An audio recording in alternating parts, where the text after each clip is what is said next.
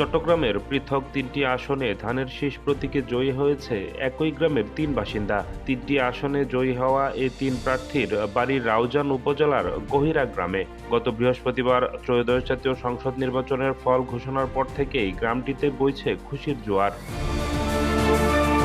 তারা হলেন চট্টগ্রাম ৬ আসনের গিয়াসউদ্দিন কাদের চৌধুরী, চট্টগ্রাম ৭ আসনে তারই ভাতিজা এবং সালাউদ্দিন কাদের চৌধুরীর ছেলে হুম্মাম কাদের চৌধুরী ও চট্টগ্রাম ১০ আসন থেকে নির্বাচিত হয়েছে সাইদ আলী নোমান।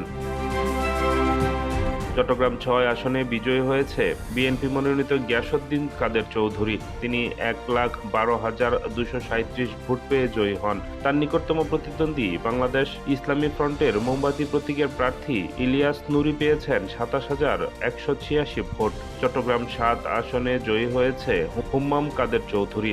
তিনি ১,৪২,০০০ ভোট পেয়ে নির্বাচিত হন। চট্টগ্রাম ১০ আসনে ধানের শীষ প্রতীক নিয়ে জয়লাভ করেছে সাইদ আল নোমান। তিনি পেয়েছেন ১,২১,৩৭৪ ভোট। সাইদ আল নোমান প্রয়াত মন্ত্রী আব্দুল্লাহ আল নোমানের ছেলে।